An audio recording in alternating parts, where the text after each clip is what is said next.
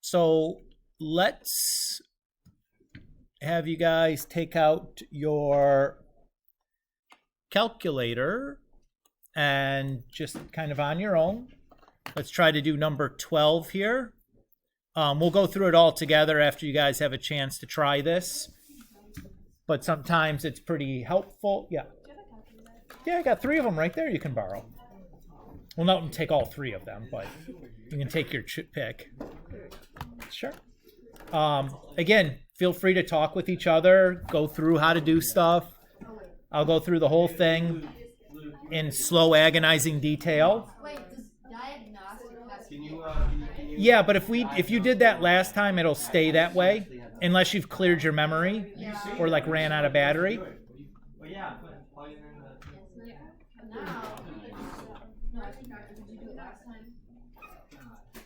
I did this yesterday actually, and I was going to ask you about it because I got a negative number, so I did something wrong. I'm not sure what. Maybe I plugged it in my calculator wrong. No, I think the issue is, notice the unit on the x coordinates is in thousands of feet. So this needs to be in thousands of feet. The 500 when you plug it in. Okay. I think is the only issue. I can't remember what the regression is supposed to be, the equation is supposed to be, but I think that's why you're getting a negative number there. It's just like a unit How do issue. we get to the... What's the button to get to the list? Stat. Stat. Got it. Stat, edit. Now trigger stat. Come on, thinking group homework quiz. That's what I said. No way, man. You can do this yourself. I don't think I can. It's just your calculator. Get your calculator out. Start practicing. You're wasting time. I thought we had it. Okay. Oh no. What was that one thing we like? The diagnostic on? Yeah. Yeah. Here. So I just press second, catalog, pick the letter D, and then scroll down and find diagnostic on, and then run it. Ugh. Okay. Awesome. Thank you. Yep. Unless you clear your memory or your calculator like dies out of batteries, I don't think you should have to do that again. So I put it in. Now what? Well, what does it ask you in the question for? Oh, I know. Find a linear regression. So now you have to do. Catalog. I mean, it's in there. The stat plot. I think on this one, it's looking like this. Okay. Stat, edit. Do I have to fix the zoom? So you probably do zoom stat. Got it. So there's your Linrad. stuff, and this Bars. we probably don't want anymore. That's probably from a previous problem, right? I think So so. let's clear that out of there. So there's your There's the dots and stuff. dots and stuff. And how do you get the line in? Is it So that's the linreg. and then right? So you do stat, calc, and then pick linreg, and then store that equation into y1 where it says store reg eq. Which one? Do the first one. The ax plus b or a plus bx? 4. 4. Yeah, it doesn't really matter, but I always just do 4. And then how do you store it? So you have to put a y1 there. So you get the y1 under vars. That's underneath the down arrow. Press this. Yep. And then go over to yvars. Pick function. And there's the y1. And then you hit calculate. So this tells you the equation. So like there's your y equals, and then a value is this number, x plus b, and then b value is that number. And if you look here at the y equals now, it's going to put that equation in there. So hit graph. And it puts There's the your best fit And then do line. we do calculator and then x equals or y equals 5 or Yep, you can do it that way, except pay attention to the unit though on your x coordinate. So it says elevation in thousands of feet. oh, so we want to do where x equals 5. 0.5. Where's stat? Yep. Stat, edit, enter, second y equals y. And then Why do they say off? graph. Got it! Because that's those I feel like I'm missing the step. So you have to turn Is this your temporary room? Yep. How you doing, Mr. Butorik? Man, bunch of superstars in here. Oh, solid. We're doing all right. Nice change of pace you got. If you get bored, you can play some cage ball.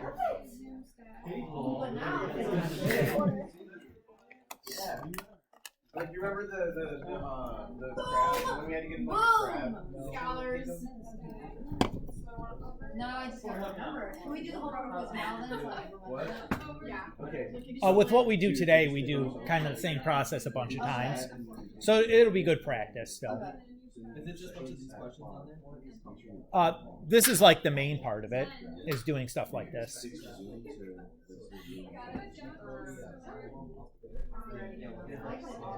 You guys ready to kind of walk through this? Can you reteach again, please? Yeah, absolutely. I don't know if you have to refine the entire graph. Oh, there's something to do after that? Sure. There's something we didn't give it. So we're going to start by putting the data into our calculator. So I press Stat. From the Edit tab, I pick the Edit command. I've already got some stuff here, so I can clear it out. So I'll move my cursor up onto the title, the L1, press Clear, and then the down arrow, and it wipes everything in there. And then I'll just start typing in my values. I know you guys are ahead of this part, right?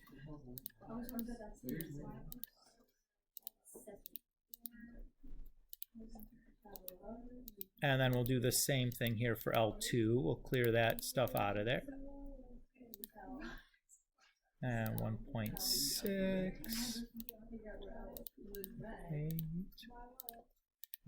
8.5, 1.57, 19.65,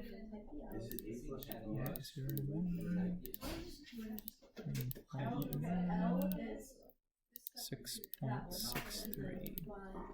Okay. All right. I got all my data in. Once I've got that data all entered, I'm going to exit out of here. Since it asks for a linear regression, I'm going to press Stat and go over to Calc and scroll down for option 4 that says LinReg. It's going to ask me for an X list. Well, I typed my X coordinates into L1, so that's defaulted there. That looks good. I typed my Y coordinates into L2, and that's what's defaulted there. That's good. We're never going to put anything in the frequency list spot ever at all in this class. And then store reg EQ. I am going to do that because it asks me to do something with the equation later on. So I'm going to store this regression equation into Y1. So I'm going to press, to get the Y1, I'm going to press the vars button right there underneath the down arrow. I'm going to move over to the YVars tab. I'm going to pick the function option, and there's the Y1 right there. And then I'm going to hit calculate. So this is my equation. It's Y equals, and then my A is negative 212 X plus, and then my B is 13.23-ish.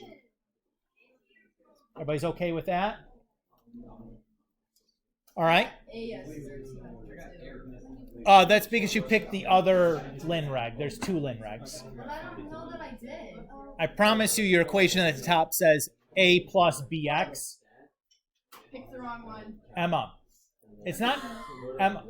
It's Ruthie, sorry. It's not wrong. Your equation at the top, I'm sure, says A plus BX, which means the same thing. You have 13.23 plus negative 212X, which is the same thing that I read, just in a different order. Alright, okay. As long as you write it down where the X is on the right with the right number, Okay. it's fine. Got it. Thank you. You're welcome. Sorry for calling your sister's name. It's okay. I got into a time machine at one point there. Okay. Everybody's so far so good? All right. The second part of the question then says, and use it to predict the population of a state whose average elevation is 500 feet. So one thing I have to be careful here is a unit. So notice the x coordinates are in thousands of feet. So I need to rewrite 500 in thousands of feet. That means I'm just dividing it by 1,000. So what I'm going to do is divide this by 1,000 and then plug it into this equation for x. So I can do that by hand, or since I stored my equation into the y1 place, I can have the calculator plug it in for me. That's the option I'm going to take. So what I'm going to do is I'm going to press vars, go over to yvars, pick function option and pick y1. And then I'm going to put a parenthesis here to tell it I'm going to be plugging in the number 500 divided by 1,000. And then press enter. So if you got an error, it's probably because you didn't store your regression equation to y1. If y1 is empty, it's probably going to give you an error there. Is that what's going on, Ryan? Just press the y1 and see if does it look, is this number here? Like, is all that stuff in when you press y1 in your calculator? No, it's not. But is that the A?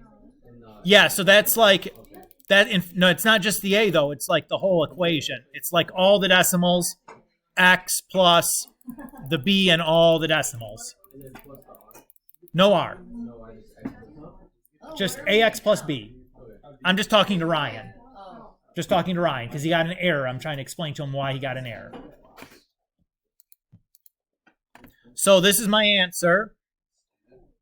But it's not just this number, because the y coordinates have a unit attached to them. What unit should be in that? Millions of people. So 12.17 million people. Everybody okay with that process?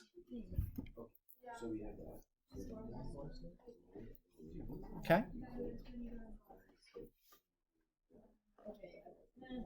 All right. Let's kind of finish up this this chapter then. Okay. And then we'll do a little bit more kind of review with the calculator stuff as we go, because the stuff we're doing in this next section is the same processes over and over again. We're just using different regression functions on our calculator, but everything's kind of in the same menus. All the menu routes are kind of the same. The setups are all kind of the same. Katrina? No. Okay. But the processes are like all the same as what we would do. So at this point, we've just talked about one kind of model,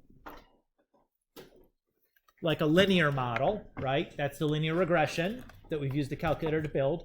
But there's a bunch of others. So there's some other polynomial models. Linear is a polynomial model. But there's also quadratic. And there's cubic. And there's some more. I think your calculator has quartic in there even. What else do we have? We have power models. We'll talk about that. Exponential model. Logarithmic.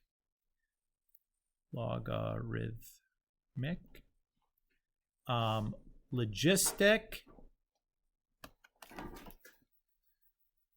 I think that's probably it. Let me look real quick.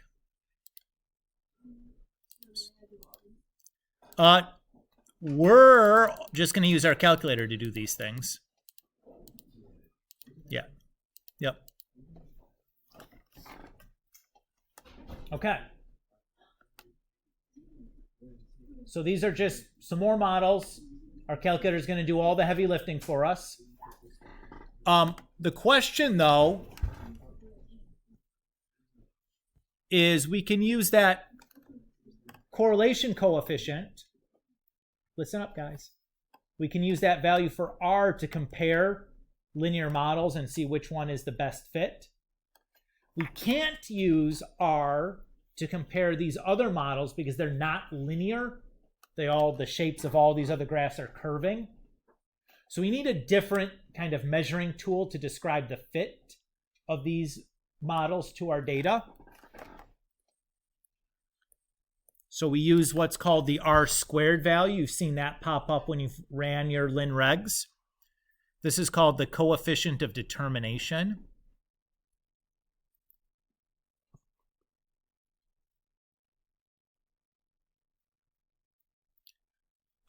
This guy goes from 0 to 1. The closer you are to 0, the worse your fit, or the closer you are to 1, the better your fit.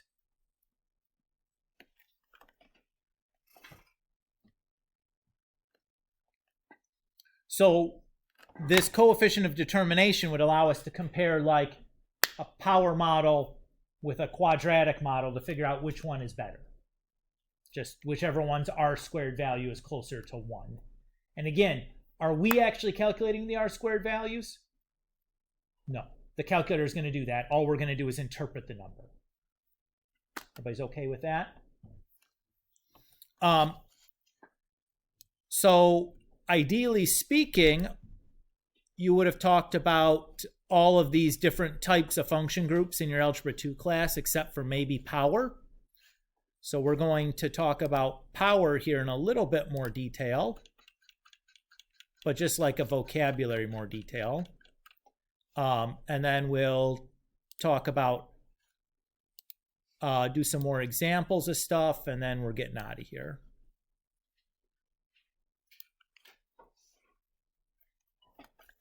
So a power function is something that can be written in the form f of x equals k times x to the a.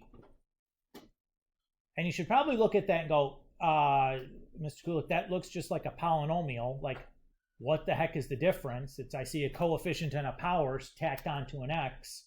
Isn't that just a polynomial? And the answer is no, because the values for a, the exponent in a power function, can be any non-zero real number. So it's okay for power functions exponent to be negative. It's okay for it to be a decimal. It's okay for it to be a fraction. None of those things are okay for a polynomial. Cool with the difference? Power function, the exponent can be anything other than 0. Polynomials must be non-negative whole number. Cool? Okay. We call that value for a the power, or the degree for the power function. And then the value for k, we call the constant of variation, or the constant of proportion. That's just like a vocab thing.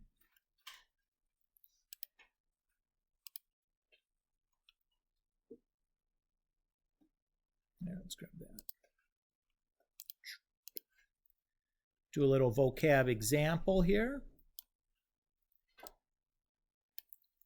So here we say, describe the power function in words for the volume of a sphere where the volume equals 4/3 pi r cubed, and find the constant of variation and the power. So let's do the second half first. Since this is a power function, which we're told in the directions that it is, we know that that's the form for a power function, right?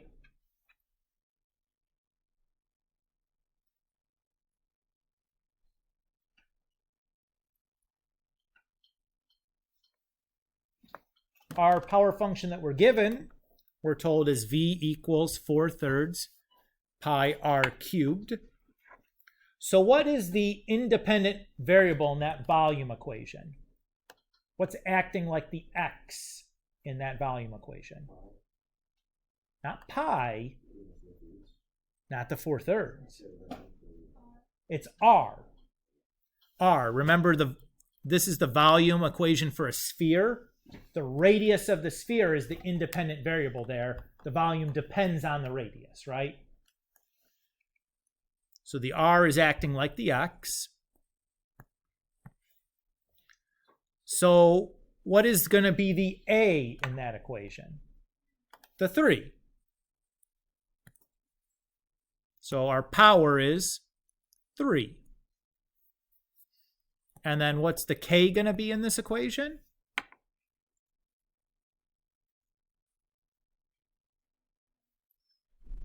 Four-thirds pi. All of that stuff is all constants. So that's all that stuff is K.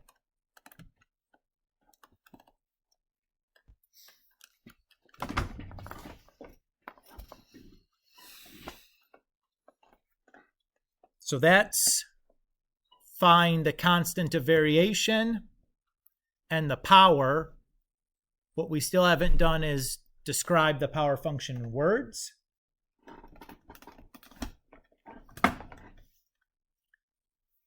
So we'd say something like the volume of a sphere is proportional to the cube of its radius.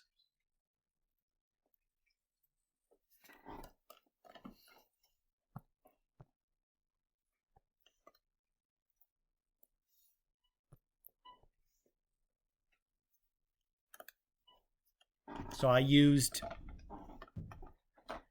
cube because the power for my power function was cube, was 3, right?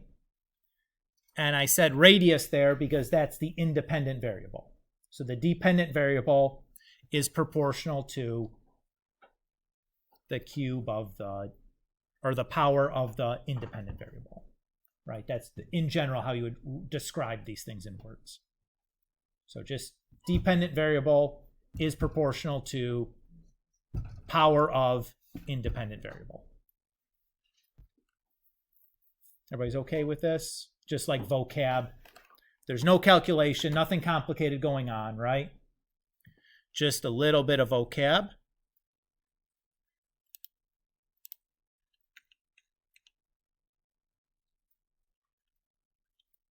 Okay. Let's do a numeric problem where we're going to actually get some stuff into our calculator now.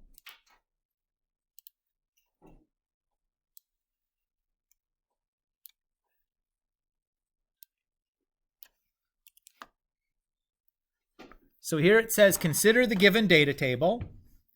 Use the data to create a scatter plot and create a regression curve, a power regression curve to model the data. Okay. Then use that curve to estimate the orbital period of Neptune, which is 4,497 gigameters from the sun. So the first thing I'm going to do, since we need to use this table to create any kind of regression, not just the power, but a linear or quadratic or exponential or whatever, I got to type this stuff into my calculator. So let's start there. Where do I go to type data into my calculator? Stat, and then what? Edit. Good. So I'm just going to empty out my list. So I just go to the title, press clear, and then the down arrow. And that'll wipe out the whole list. Or you can just type over stuff and is okay too, and just delete anything, the individual items that you don't need at the end. If you have some stuff left over. Oops, that's 6. So I'm just going to type in my data table.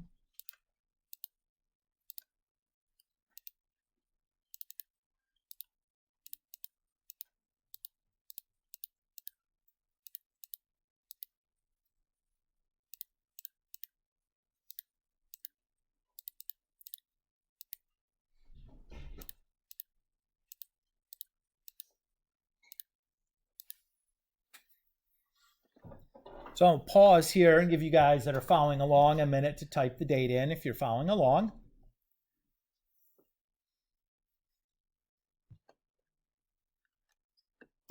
Anybody still typing? Okay, another couple of seconds.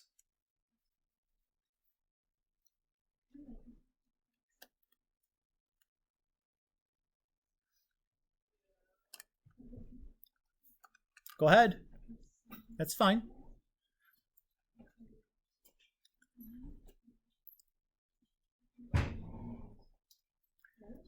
Is this for the dance?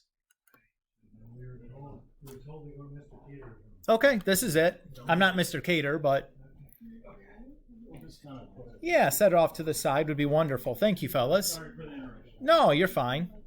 This is a good time to interrupt. We're just kind of waiting on some people to do some calculator stuff and then go through it together. So no problems.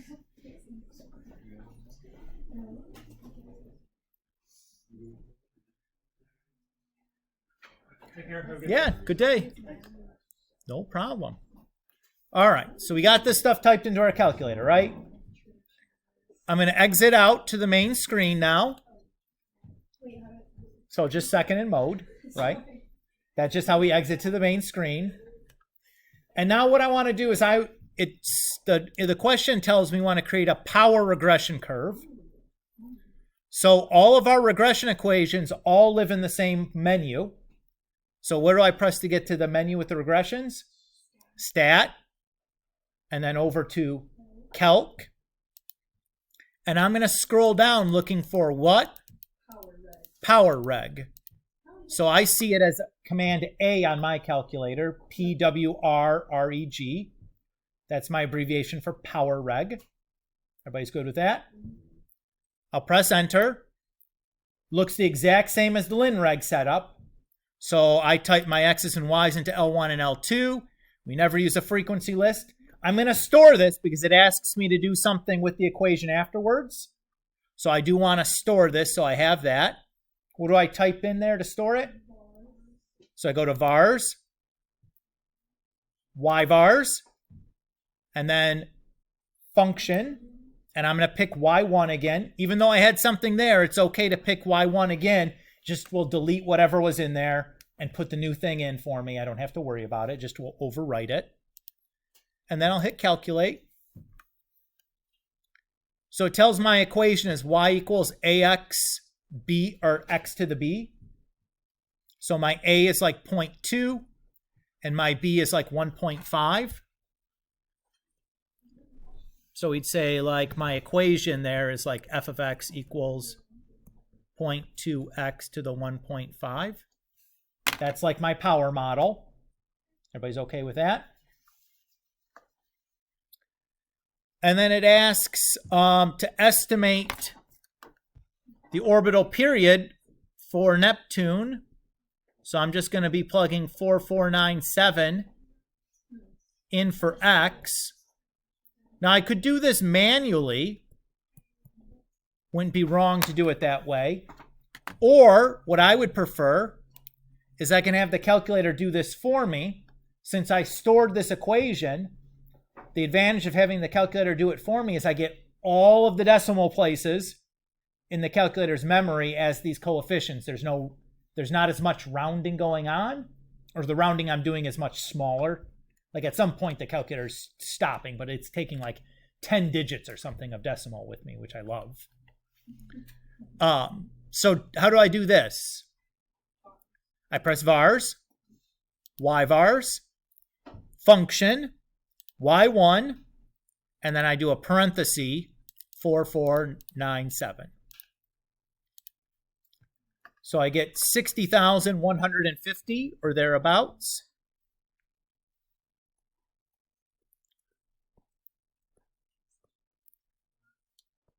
And that unit on that was days.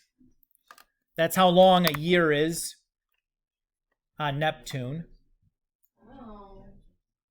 Takes 60,150 days to get around the sun. It's a pretty big orbit. Neptune's real far away. Yeah, it is real cold out there. Is everybody okay with how we did this? The calculator stuff? We see no matter what kind of regression we're doing, the calculator process is the same, right?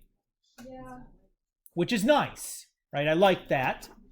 Can I grab one of your calculators? Absolutely. Mine is like super duper old, so I don't need to do some plugging in part. Oh, it doesn't work like I that? have a TI-83, so it gives me the answer. It Oh. doesn't, and then the 60, where you got the 60 from, I can't. Oh, I can show you how to do can it on show me how yours. to do it? Yeah, Okay. yep. We'll do that in a second. All right, thank you. You're welcome. All right. So we have one last topic to talk about, and it's an important one. So notice when these last two example problems, when we've made our own regression equation, the one that we started class with, and this example here, in the question they told you what kind of model to use, right? What if it doesn't tell you? How do you decide which kind to use?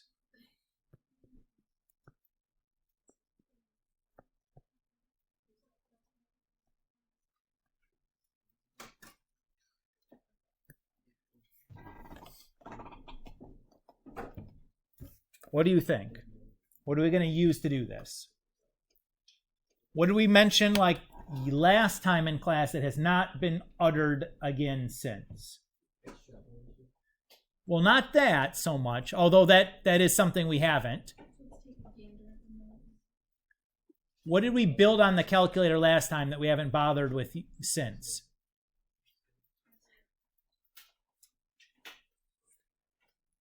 We haven't built a scatter plot, right? We haven't plotted the points. Why didn't we have to bother with plotting the points? These questions told us the kind of model we need to use anyway. So the plot, I don't care what it looks like. It's telling me what to do. Even if there's some better thing to do, I don't care. I'm just going to follow the directions. If you're not told what to use, we really need that scatter plot to look at the picture to kind of make a choice.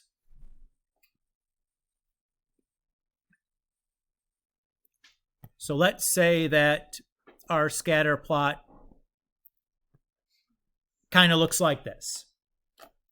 What shape is that data making?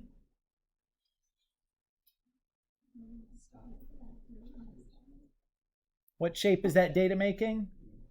What's it look like? A line. So what kind of model are we going to use? Linear. Right? We're going to do a linear regression. We'll use a linear model because the data looks like a line.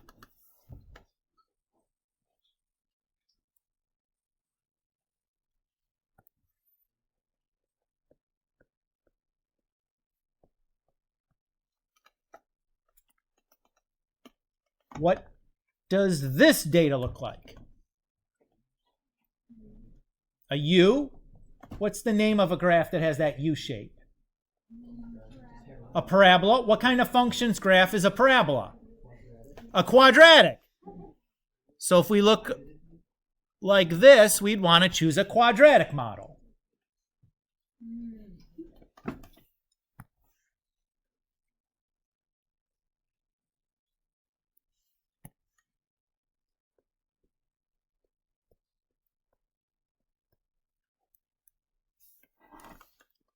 What if we have a model that looks like this? Where it looks kind of like two parabolas hooked together, one opening up and one opening down.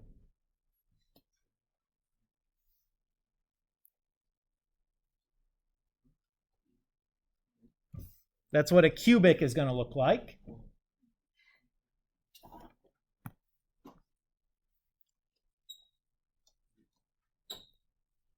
We should all be a fan of this because all this is looking at pictures, right? We're not actually doing any calculation to make this decision. We're just got to remember what shape goes with what name, right? Which is not too bad. What if the data looks like this?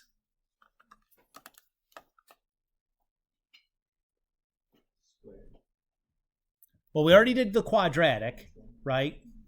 This is what? Yeah, that's right. Good job. That's what exponential data looks like.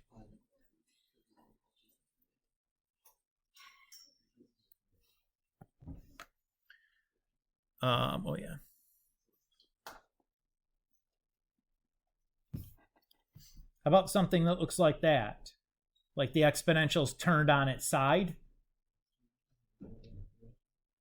It's not exponential again. This would go better if you had gotten further with your Algebra 2 last year. This is logarithmic.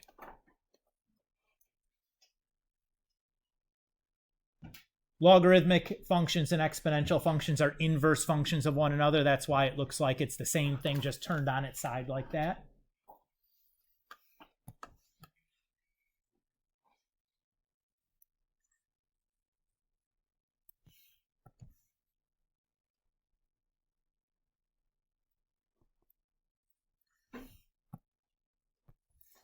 How about one like this that kind of looks like an S?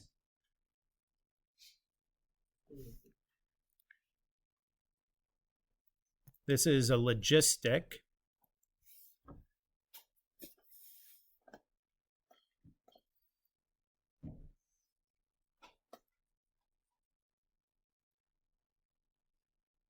If we go back to the list of models at the beginning that I gave you, which one hasn't come up yet?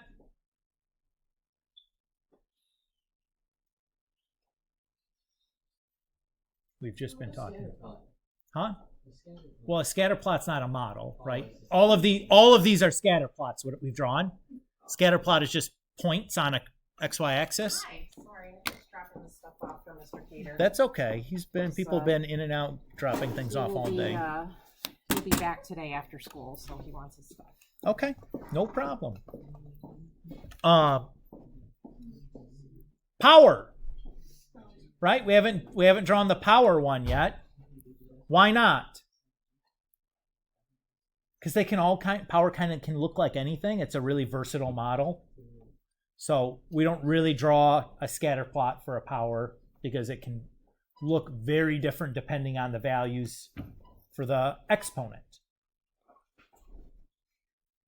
Does that feel okay?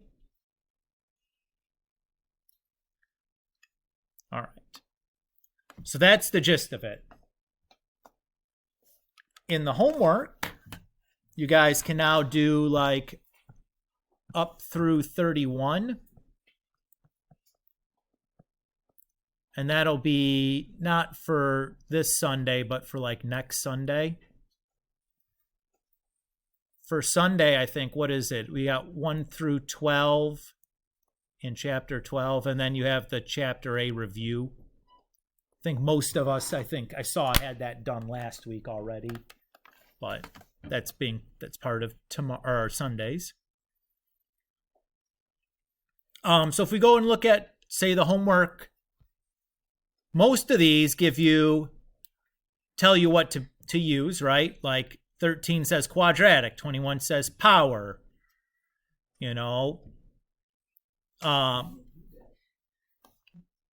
22 says exponential, etc., right? Eventually, we start asking you to choose between 3 of them, choose between a couple. How do we choose between them? We just look at the R-squared value for each model. The R-squared value closest to 1 is going to be the winner. That's it. But the calculator steps are really identical regardless of what type of regression you're doing, which is really nice, right? It's all kind of the same. Should be pretty easy. Was there even any calculation to do in this chapter by hand? I don't think so. It's really just kind of using your calculator and then like understanding what the numbers mean to make some interpretations. How do you guys feel? You guys got more questions before we do the homework quiz? One practice round? Sure. Wait, so like we can't look at like anything. Can we have one similar to what's on the homework quiz? You can do number 11. I'll try. Okay, let's try doing 11. Like, I don't get, like, because at the end, like, you have to put it in your calculator, but then you, like, did 500 divided by 1,000 or whatever. How do I know that part? Well, look at the unit for the x coordinate is in years. The unit for the number that's given is in years. Is there any conversion to do there? No. In the previous one, this is in thousands of feet. This is just in feet. So that's why they had to divide by 1,000. So it was in thousands of feet. It's half of 1,000 feet, right? 0.5. So it was just, Emma, that was just purely because of the units in the table. I'm sorry, Ruthie. It was purely because of the units in the table. It had nothing to do with the mathematics involved. It was just a units issue. And the way you'd know that is by reading the units.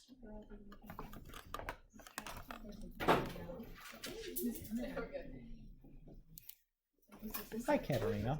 I don't have like the R on like calculator. So we'll do second and then press the 0 to open up the catalog. Okay. We'll press the D to scroll down to the D's. We'll go down, find diagnostic on, Okay. press enter. And now, the next time we run this, the R's are going to show Okay. up. And they'll continue showing up until you reset the memory or your battery stop. Okay.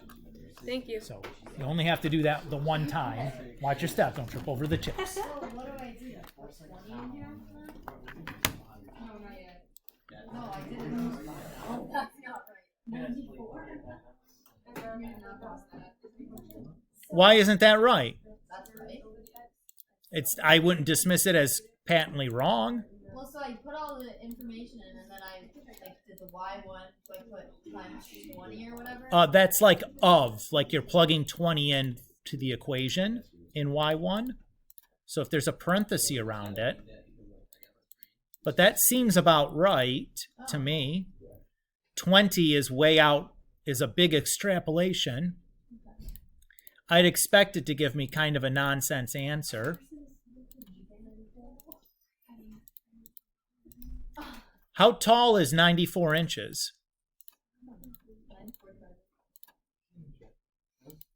Somebody tell me in feet and inches, how tall is someone who's 94 inches? 7 feet 8 inches. That sounds about right. Does that seem reasonable for a 20-year-old? No, not really. What's wrong with our data? What's wrong? Why did we get such a crazy answer?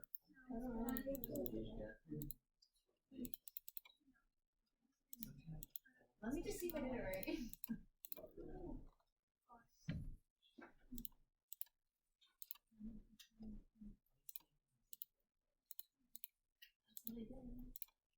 Whoa! That's the right number, but why is that? Why are we getting such a crazy number? One, is this reliable? No, why not? It's just made up. Why not? Why is this not reliable?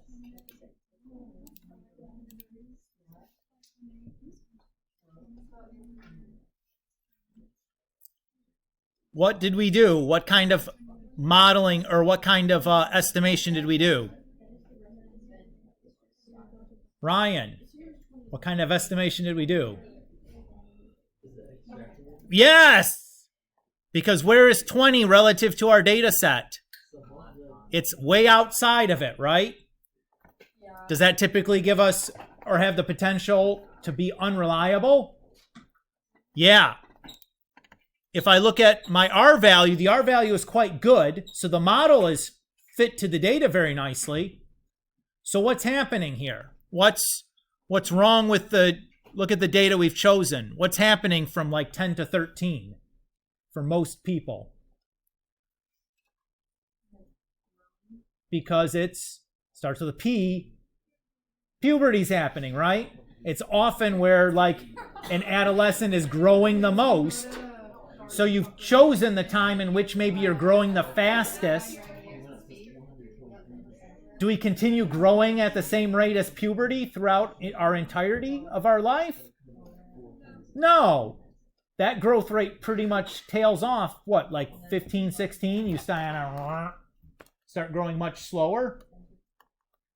That's why you're getting a bonkers number there, is you're extrapolating. You chose maybe a time during your life when you're growing the fastest and are assuming that we're going to continue to grow at that same rate. And we know human beings, as they age, their growth rate's going to slow down, particularly post-puberty. Does that feel okay? All right. So on the quiz, is it just gonna be like the Lin-Reg equations? It'd be stuff from like sections 1 and 2. What else besides Well, it'd be like the problems 1 through 10. okay. Do you know how to do those?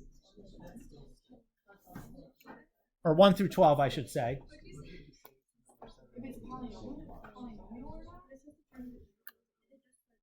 Is it that formula? No, you don't need the formula. What are we looking for to determine if it's a polynomial or not? What are you going to look at? Is exponent means no. If what? Isn't it if there's like negative exponent, doesn't that mean no? Yes. Or what else can't you have in an exponent? In the what?